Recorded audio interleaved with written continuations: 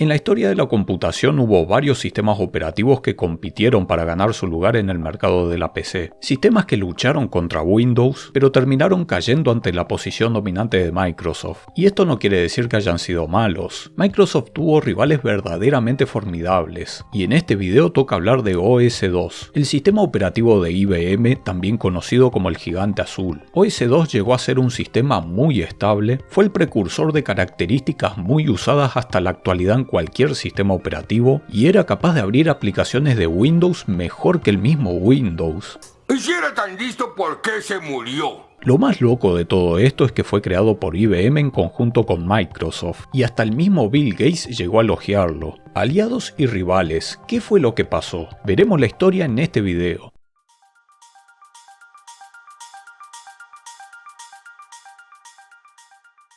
Este video está patrocinado por GBG Mall. En GBG Mall podemos adquirir licencias originales para Windows a precios muy económicos. También encontraremos licencias para Office, distintos programas e incluso videojuegos. De hecho, voy a aprovechar para comprar una licencia de Windows 10 que estoy necesitando. Si aplicamos el código de descuento TU25 obtendremos un 25% de descuento adicional. Y un detalle no menor es que esta licencia sirve incluso si queremos actualizar luego a Windows 11. Pero, ¿cuál es el truco? ¿Por qué son tan baratas estas licencias? Bueno, esto es porque se tratan de licencias OEM. Este tipo de licencias son utilizadas por los fabricantes al vender equipos con Windows ya preinstalado. Su limitación es que se ligan a la placa base de la computadora, pero considerando su precio es un detalle insignificante, sobre todo si no van a cambiar su equipo o la placa por mucho tiempo. Estas licencias son completamente legales y son una excelente opción para tener nuestro Windows activado con todas las actualizaciones que lanza Microsoft. En la descripción y un comentario fijo les dejaré los enlaces y el código de descuento. Muchas gracias a GBG Mall por patrocinar el espacio.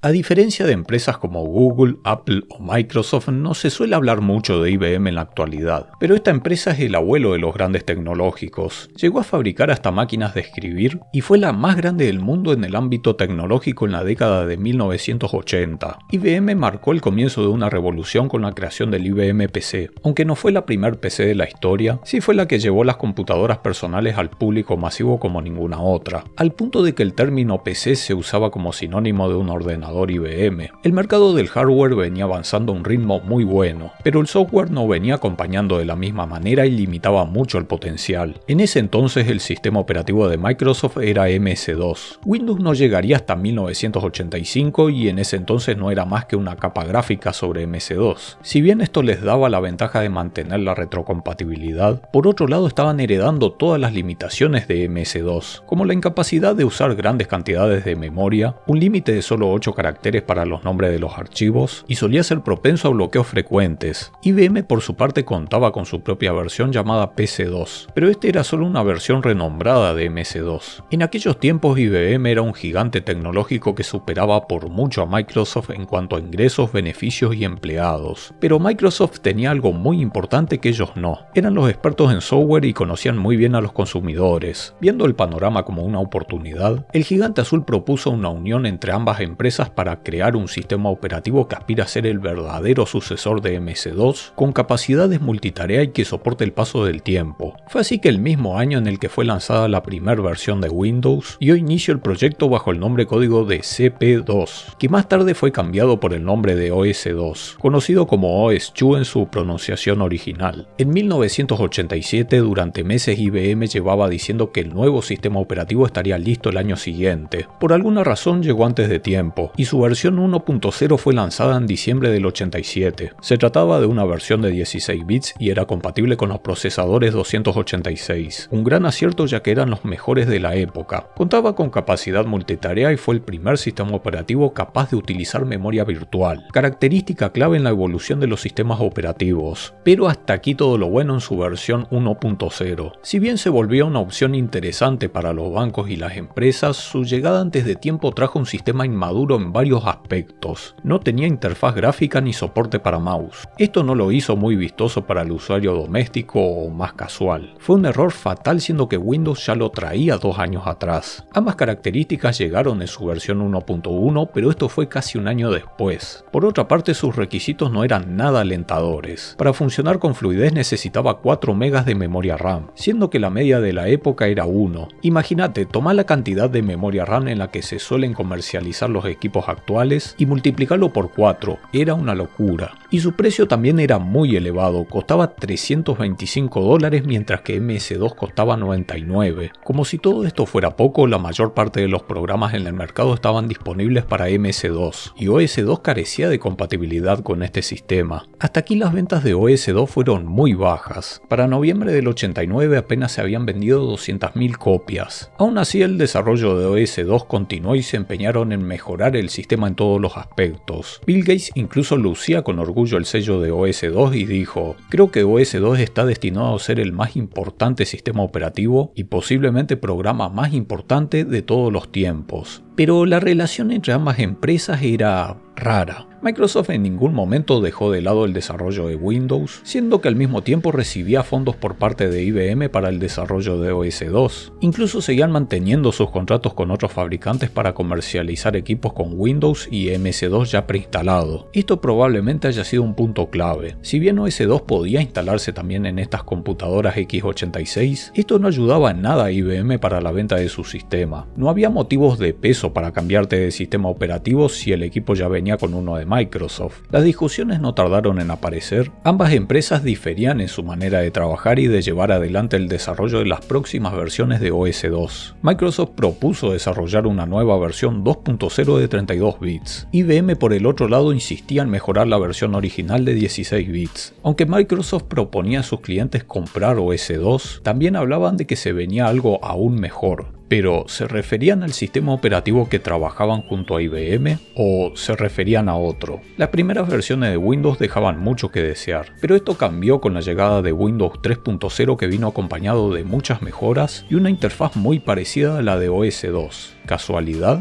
Con el crecimiento y la posición dominante de Windows, Microsoft decidió desvincularse del gigante azul dejándolos solos con su sistema operativo. A pesar de que IBM era una empresa muy grande y estaba acostumbrada a trabajar con grandes compañías, no tenían mucha experiencia con desarrolladores ni en cómo seguir el desarrollo de un sistema operativo. Al menos las cosas ya no podían ser peores.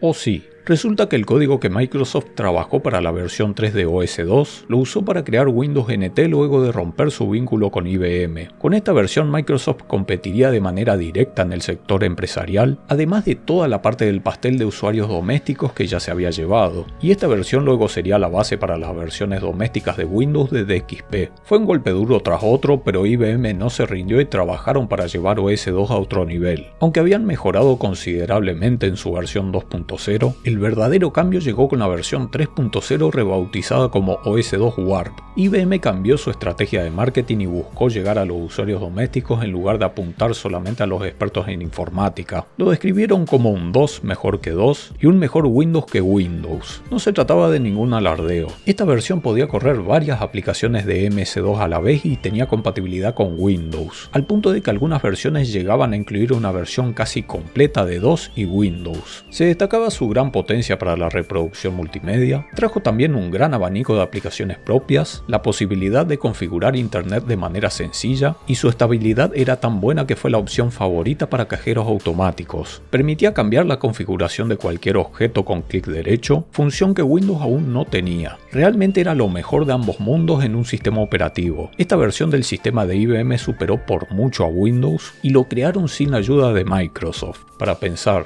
pero aunque contaban con un producto superior, la adopción llegaba tarde. El panorama tampoco se veía muy favorable para IBM con la llegada de Windows 95. Microsoft invirtió en una campaña de marketing descomunal, $300 millones, de los cuales 14 millones fueron en derechos de autor solo para el tema de los Rolling Stones en su publicidad. IBM lo dio todo en un último intento de competir contra Microsoft. Fue así que preparó Warp 4. Con esta versión no solo logró repetir las buenas críticas, sino que también arregló todos los puntos en los que estaba fallando contra Windows. Optimizó el sistema para sostener los requisitos de hardware, bajó el precio y diseñó también una enorme campaña de marketing. Todo esto acompañado de su propio navegador, cliente de correo, acceso gratis al mejor navegador de internet de la época, Netscape. Entre tantas de sus novedades, mejoró aún más la interfaz para hacerla fácil de usar y trajo algo impresionante para su época: reconocimiento de voz. Se podía usar tanto para escribir texto como para usar las funciones del sistema. Computer,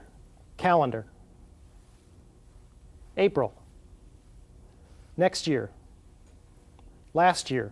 Algunos afirman que se podía navegar por internet perfectamente usando solo la voz, y esto lo trajo IBM en la década de los 90, casi 20 años antes del lanzamiento de Cortana. Pensándolo bien, computadora con micrófono en los 90, ¿quién tenía algo así en Latinoamérica? El comandante Ford solamente. Todo esto venía acompañado, claro, de sus características anteriores, como la de ejecutar programas de Windows. Aunque repitieron las buenas críticas entre los técnicos y sus seguidores más fieles, los esfuerzos de IBM no fueron suficientes para revertir la situación. Esta versión había llegado en septiembre de 1996. Para entonces Windows ya dominaba el 80% del mercado. A IBM no solo le resultaba muy difícil levantar cuotas, sino que incluso le costaba mantener la poca que ya tenía. Aún así, OS2 Warp resistió por mucho tiempo y llegó a tener un éxito decente en el área del hardware especializado. Fue un sistema muy usado en los cajeros automáticos, Metrocars, cajas registradoras de supermercados, y en muchos casos las compañías no justificaban cambiar el sistema operativo, siendo que requería migrar una base de datos o adaptar algún software particular de la empresa a otro sistema. Puede que incluso lo hayas usado sin darte cuenta en algún banco. La última versión fue lanzada en 2001 y su soporte terminó oficialmente el 31 de diciembre del 2006. Pero OS2 Warp nunca murió del todo. La necesidad de mantener la compatibilidad fue tan fuerte que una empresa llamada Serenity System International llegó a un acuerdo con IBM para crear un sistema operativo basado en OS2 Warp. Fue así que se creó una variante llamada Icon Station